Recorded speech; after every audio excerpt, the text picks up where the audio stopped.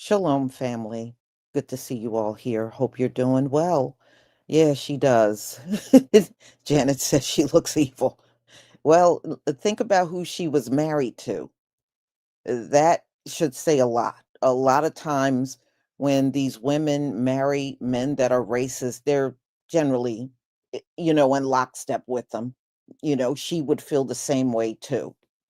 So it's real interesting because when I go online, there's a lot of people that don't like her. So, this whole thing, in all honesty, y'all, I don't think Turning Point USA is going to survive. You took out the head of that organization, which was Charlie Kirk. His wife stepping in, you know darn well that's never gonna be the same. And many of these conservatives believe their women should be quiet and not say anything. I don't think it's gonna go over well with her going to college campuses. It's just gonna flop, you know? And people don't know her like they know Charlie Kirk. So I think the organization is gone. I really do. Her becoming CEO and chair, Charlie did not let her work. She had to stay home and raise their children. And I don't know why she don't want to do that anyway. I think the one child is 3 and the other one is still a baby. So those kids aren't even school age. And you're going to be a CEO and yeah, that just seems really off. So we're going to listen to some responses to the announcement that she will be taking over as CEO and a chair at Turning Point USA. So, yeah, I guess she wants to run out there. Like I said, I don't think that's going to go over well. And number two, I don't think she's going to draw the same type of crowd that Charlie did. Charlie was pulverizing and he was racist and you know what I mean? And I just don't see her pulling the same crowd. Look at how everybody reacted to her speech. Everybody thought that was a real strange speech for somebody that just lost her husband 2 days ago, you know? And yeah, I'm just telling you. Oh, but the funny part that I take pleasure in? Candace Owens has been on her channel babbling about Charlie and all these conspiracy theories. Candace didn't get invited to Charlie's funeral and she did not get invited to speak. So much for that close relationship, Candace. They're having 20 speakers and none of them are Candace Owens. Says a lot, doesn't it?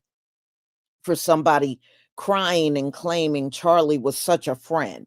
That's why I was like, I'm not buying it because I know probably about a couple of years back, she and Charlie fell out. I don't recall them ever being friends again. Candace can say anything. The man ain't here to defend himself anymore. But the two of them fell out. Now, if you were, because she said, we were friends.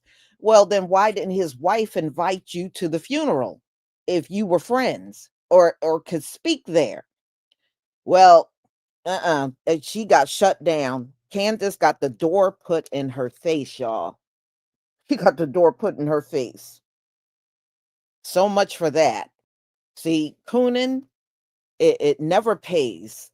It never pays to put yourself out there. And you would think she would have learned that by now, but Candace ain't never going to learn. She ain't never going to learn.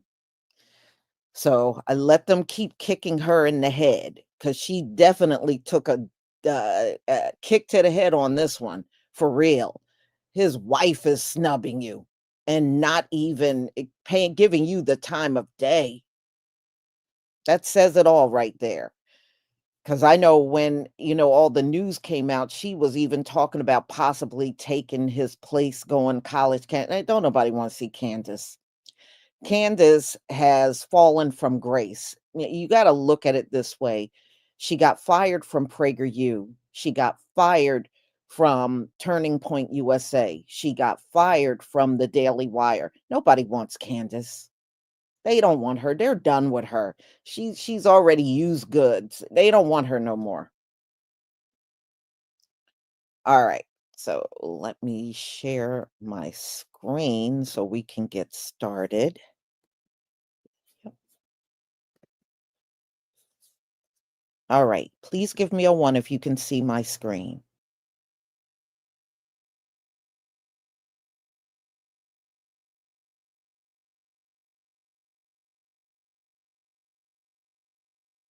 Okay. All right, let's get started.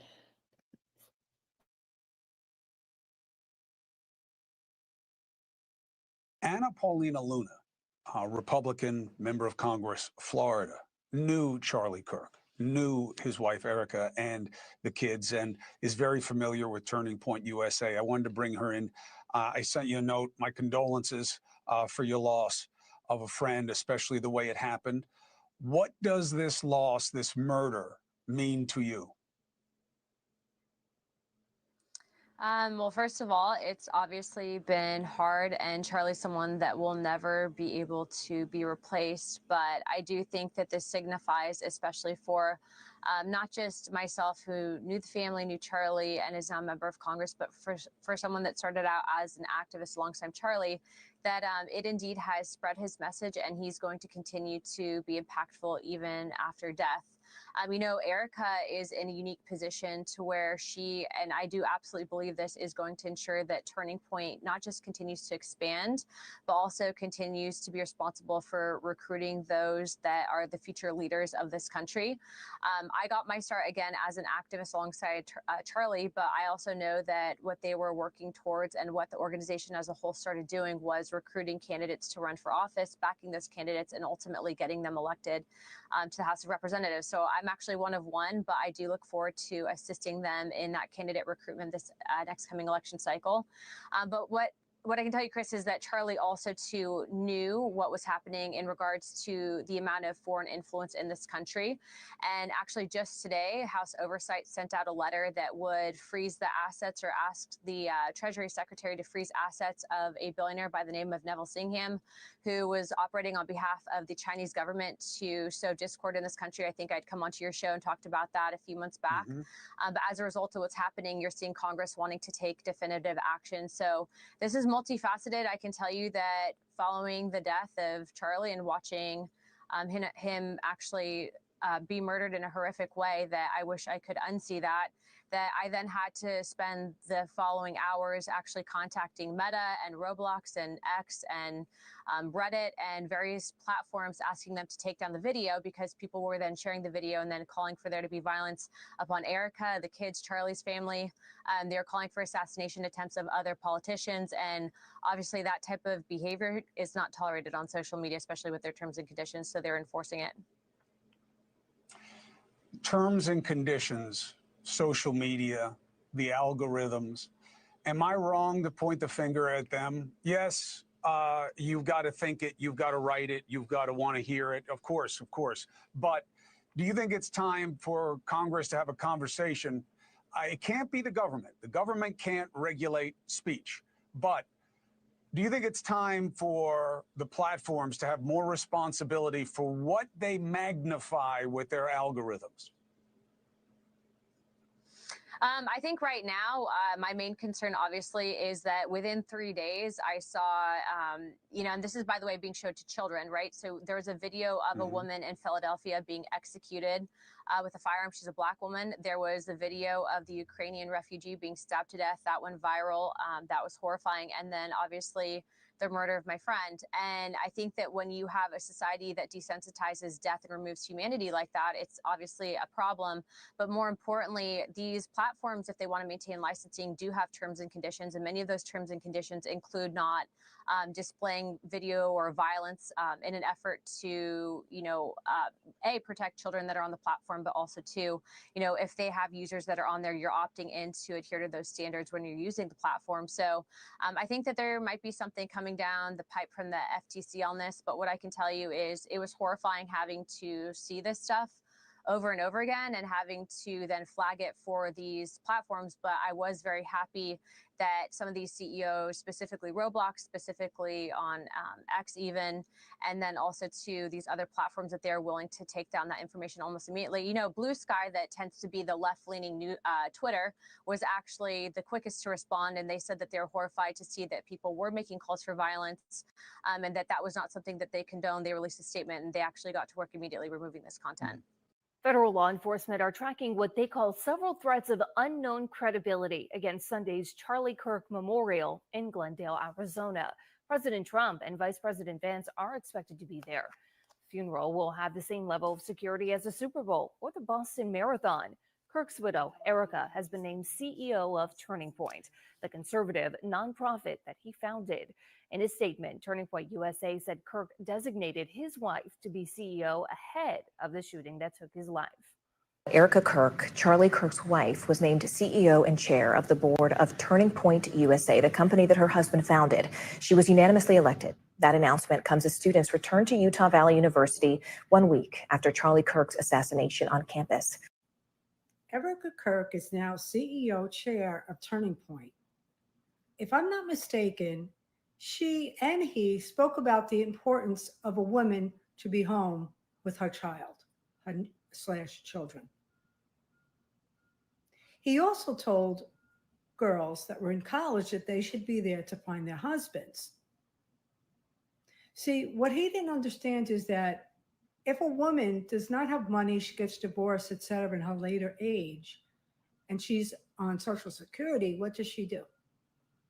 She gets divorced, her husband dies, she never had any work outside the house, okay? And as far as their situation, again, she has the Juris Masters, etc., etc., etc., etc. She was never going to be staying home all the time playing Miss Muppet, sitting on her tuppet. She was not. And she had a business before she was even with him. So when they want to have the hypocrisy to tell people, girls, you don't need to go to college but for finding a husband, that's when my blood boils, when they're throwing this shit out, okay? But meanwhile, now she's the CEO chair. Why? Because of this. It's called money, period. End of story. Have a good day. Okay, so you guys know we are going to have to talk about this Erika Kirk being named CEO of Turning Point situation, all right? Now, look, I'm not here to tell anybody how to run their family, okay?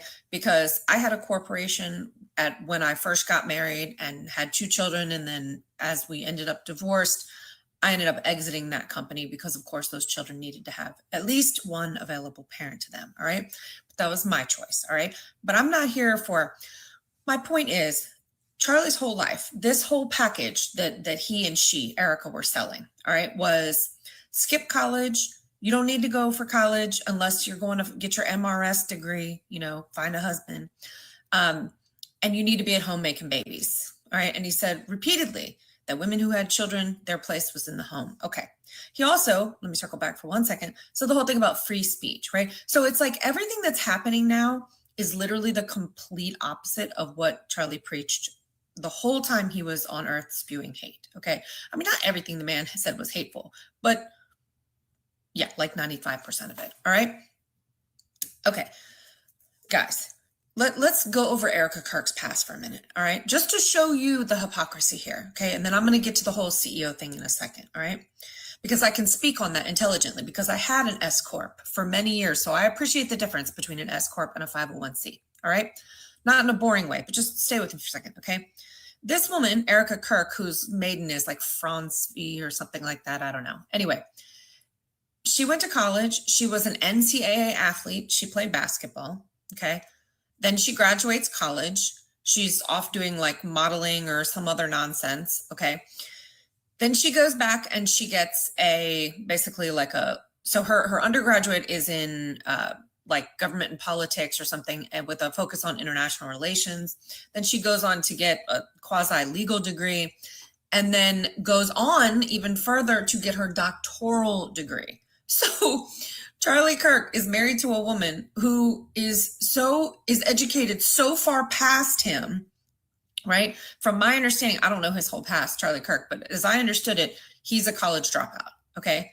And your wife has a doctoral degree, but you're telling her to stay at home, which anyway, okay, so think about that, whatever you want. And guys, I don't mean this with any disrespect. I'm simply looking at it through the lens of, are you fucking kidding me? Like, walk the talk, okay? Anyway, so they meet, and he's always talking about like, oh, if you get to 30, you know, your chance of having kids are blah, blah, blah, this, that, and the other. He didn't even meet Erika until she was, I believe, 29 going on 30. And she didn't even start having his children until she was 33, all right? So now, this thing has happened to Charlie Kirk, which of course means that these children now only have one parent. So you would think that to honor Charlie's legacy, she would step back and say like, there are tons of people to run TPU, right? And that her focus, she can hire people to run Charlie's legacy or to run Charlie's, whatever you call it, TPU, but the kids, they only have just the one mom, right? You can have a nanny, but that's not the same as having your mother, okay? And when one parent, and again, I've walked this talk, all right? So this was my choice. I'm not telling Erika Kirk what to do. I don't know what I would do if I were in her situation. I'm only reflecting on the fact that this feels distasteful, all right? So now the kids only have one parent. And instead of honoring all that shit that they made all that money on, preaching all that nonsense to all those young people, right? About starting families young, this, that, and the third. She's like, nah, that I'm going to become CEO. Okay. And guys, when I tell you, TPU is not a tiny company. This is a company with, I believe, as of when I looked this up, I'm sorry, I have like a hair that's trying to attack me. Like 681 employees and an asset base of like $28 million. Okay. So just for clarification, because I didn't know this until I had my own corporation. Okay. So you have a 501c and then you have for-profit corporation, right? You can have a C Corp or an S Corp, and it doesn't matter. Boring difference. But okay. So a 501c, the nonprofit, all right, they cannot do direct political endorsements. They cannot campaign for, and I'm sorry, real quickly though, like which political party is TPU aligned with? I mean, there's no question if you ever look at any TPU event who they're aligned with. But to maintain 501c status, you cannot campaign for another political party. So we'll put that to the side, all right? Most nonprofits, all right, so for-profit corporations, they can take their assets and they can distribute them to the owners or their shareholders, right? So let's say that the company made $100 a year, right? The bosses could each take $20, and if there were $60 left over, if there were shareholders, they would distribute those $60 amongst the shareholders, okay? So that's how a for-profit corporation runs. A 501c, that operates like you have to reinvest the dividends, right? Anything that you earn, your earnings, anything that you earn has to be reinvested, okay? But you are allowed to pay. Shut. Sorry, my watch had an opinion. You have to reinvest them, okay?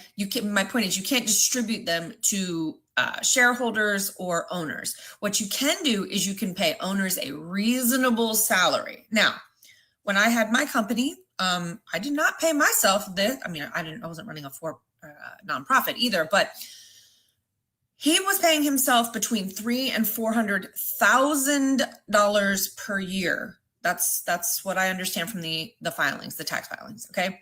So is that reasonable? I don't know. Y'all tell me. Private jets, first class plane tickets paid for by the nonprofit. All of that for me feels like you're looking at a for-profit. I mean, guys, this nonprofit has scaled faster than most tech startups. Okay. They went from like 4 million, I want to say a few years back. They took in $85 million last year, from what I understand, between speaking engagements, merch, donations, all that nonsense. Okay. So yeah, I mean, quite frankly, it never even occurred to me that Turning Point was a nonprofit. I almost fell off my chair when I looked that up. I'm like, what? Like they're classified a nonprofit? Like, wow, we are really playing fast and loose with the tax laws.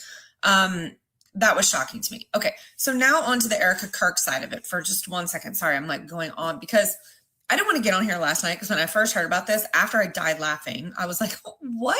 Like, y'all are being so obvious. Like, you are literally out here in the street. And look, if you're on the right and you're watching this, you can't get mad at us for analyzing the hypocrisy in the fact that your side is literally doing everything opposite of what wherever Charlie is in this world. You know, he's like, what? Wait, woman supposed to be in kitchen making sandwich. Woman now becomes CEO. Me no likey. All right. I mean, look, if you think that what Charlie Kirk was preaching is what he actually believed, which even that's suspect, because obviously the man was preaching a lifestyle and she was preaching a lifestyle that she was not even a part of. Guys, she had, even before any of this stuff happened to Charlie, she had a podcast and a clothing line and all this is nonsense. So the point is, she wasn't, Becky Homecki at home raising the kids. She's like these, trad wife influencers who tell you guys to become trad wives, all while making trad wife content, which is, of course, a job.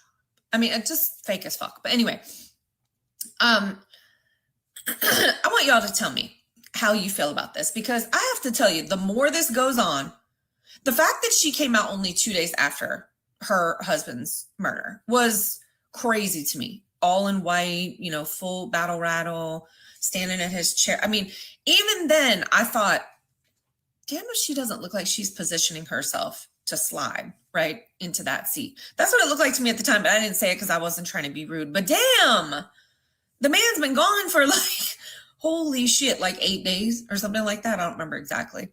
And yeah, I think it was September 10th. And what's today? The 19th. Sorry. So that's 9 days.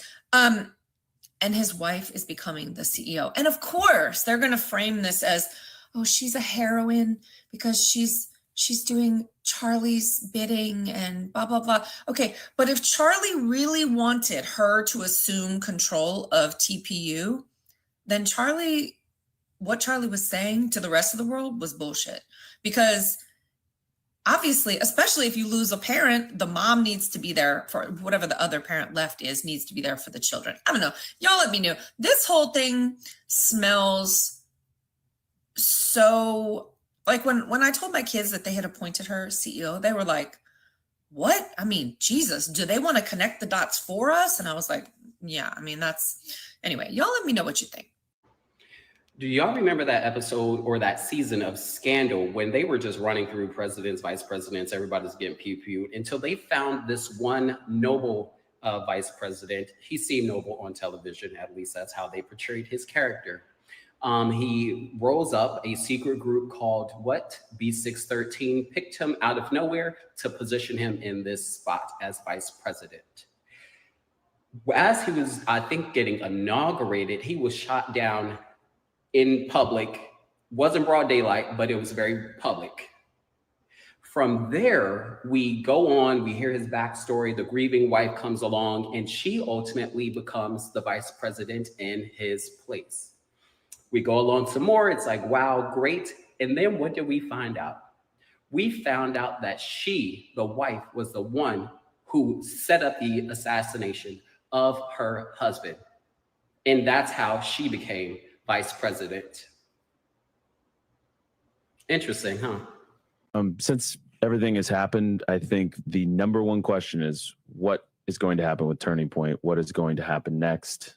And I'm pleased to be able to announce with you, and I think it's appropriate because of who you are and who this person is, that the Turning Point board has unanimously selected Erika Kirk as the new CEO and chair of the board. And not only is that amazing in and of itself, but I can assure you, Megan, that Charlie told me personally, and he told others, he probably told Mikey, that if anything ever happened to him, that this is exactly what he wanted. Wow.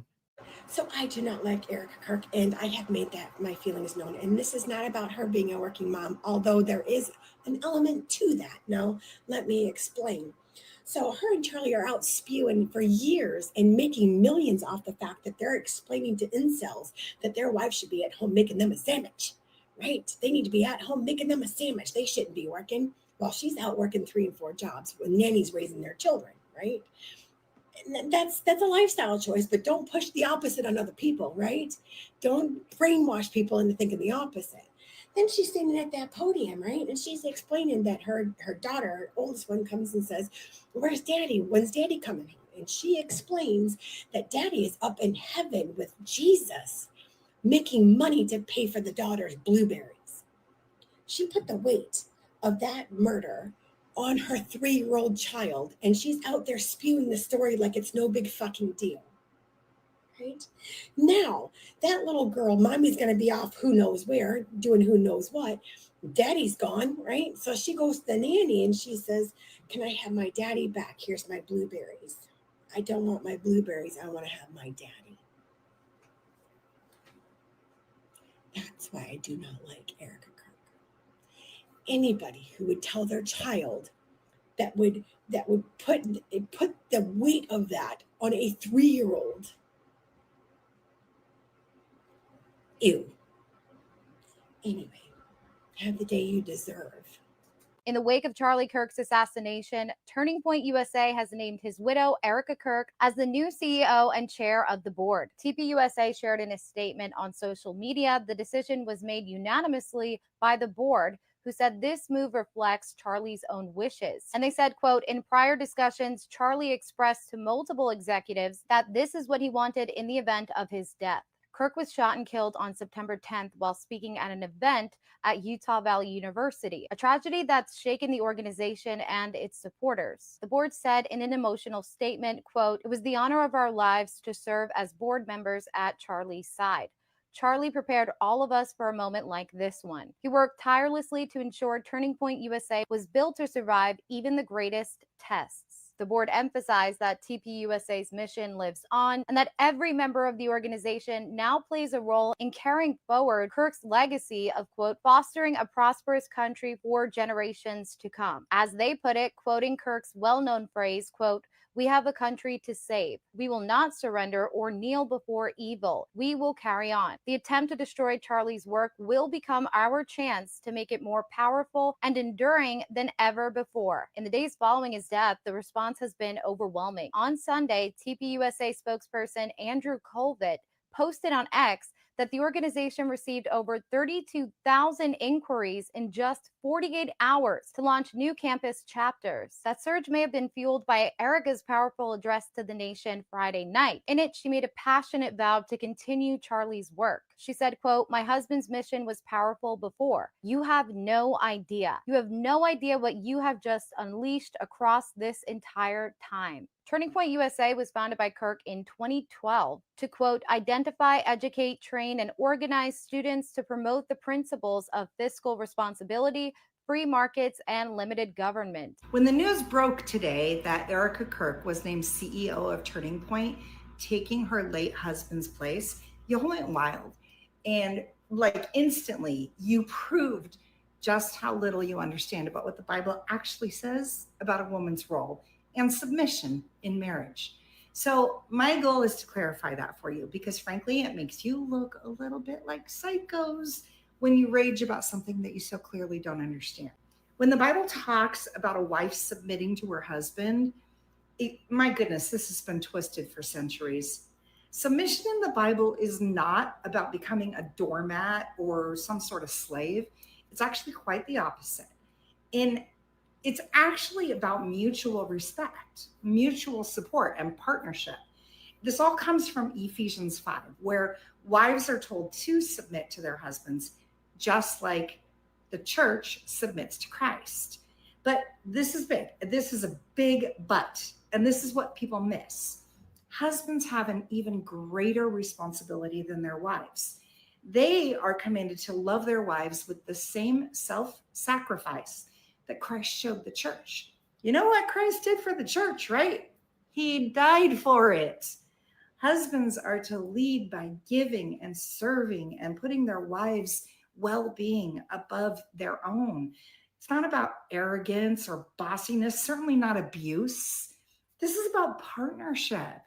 Guys, bottom line, biblical marriage, it's not about a dictator and a servant. It's about two different people reflecting God's love in unique ways. So before you continue to misquote and judge, I'd like you to remember that the Bible actually puts more pressure on the man to love his wife than he does on the woman. But I also want you to know this. When you've got a man that is loving you deeply and well and prioritizing your needs above his own, my word, submitting to this guy is easy because you trust him and you know that he's going to make good decisions that are in your best interest.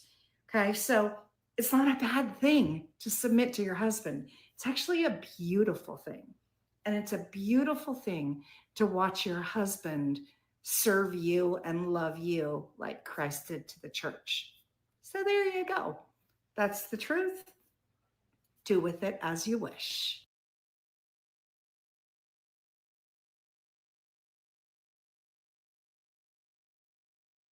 You know, they've been throwing Christianity around a lot when it comes down to Charlie Kirk. And see, this is where they're going to be destroyed. They are now trying to put him at a Christ-like level. And they are literally glorifying Charlie Kirk out here, not only out here in everyday life, but even up in the churches. A little later, I'm putting together a video of white pastors versus black pastors and what they said about Charlie Kirk. And many of these white pastors, they are putting him up on a pedestal, and it just solidifies all of the racism that's in Christianity. That's all it really is confirming, in my opinion. And not only that, they are telling their people what an honorable person Charlie was. Honorable in what? All he did was trash our folks. And y'all, it's just like any other grift. He was just grifting. He made millions off of talking bad about the black community, because this is what he said, the black community and black people. This is what he was saying. And he made millions off of that, y'all. He made millions grifting. That's what he did. And as you can see, his wife don't want to give up the grift, because giving up the grift, that's giving up millions of dollars. Okay? It's a lot of money in dragging us. It's a lot of money in it. Even coons, these coons, that's why the coon can achieve millions of followers, because he's trashing us. So the YouTube algorithm will push all the people over there every time they post a video. And with us, it goes above and beyond to hide us and stifle our voices. But they're all trying to elevate him up to this fame and glory that I'm sorry he didn't have. And there's an awful lot of videos out there saying black people are not showing enough emotion over Charlie's assassination. Well, what emotion are you looking for? The man never said nothing decent about us. He lied about statistics. All of the stuff he was, on those college campuses saying were lies. Well, it's easy to get lies past a bunch of college kids that really don't have a lot of life experience. So in many cases, they don't know how to come back at him. That's why he's 31 years old and they're 18, 19 years old. Yeah, I can shoot. Put me on a college campus. I could shut all of them down too. I've lived a lot more life than a 19 and 18-year-old. So yes, I will be able to shut them down. That is easy. But see, when Charlie started out, he was going to HBCUs and getting in front of melanated men and women. Okay. He switched over and started going to white colleges. You know what? He probably would still be alive if he was still going around to the HBCUs, y'all. That's the sad part. Nobody over there, they would have been mad that he was on campus. They probably would have protested, but he would still be alive. Nobody harmed him over there. Isn't that amazing? They want to talk all this crap about us, but it was somebody that looked just like Charlie that took him out. When Charlie was going to HBCUs, not a hair got touched on his head. He was safe at HBCUs, but he was not safe at a college where the student body largely looked just like him. Says a lot, doesn't it? That's all I'm saying. So, again, I don't believe Turning Point USA is going to last. I don't believe it's going to last.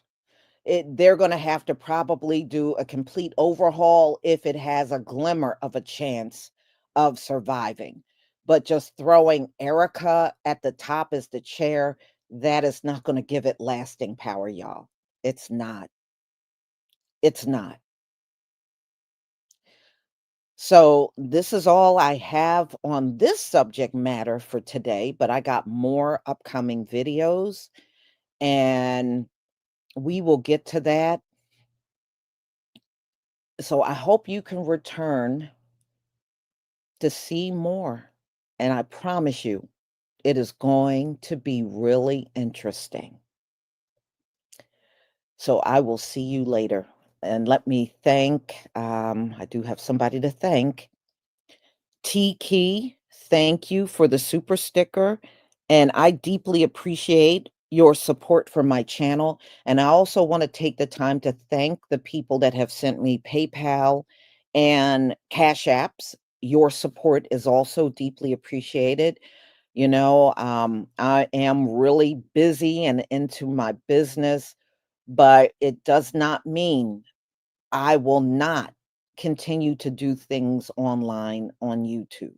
You know, I do have quite a few orders I have to deal with today, but ladies and gentlemen, if you can get your orders in at least by midnight, your stuff will go out Monday. It will go out Monday. So I will see you later. If I don't see you later, please enjoy the rest of your day. Shalom, family.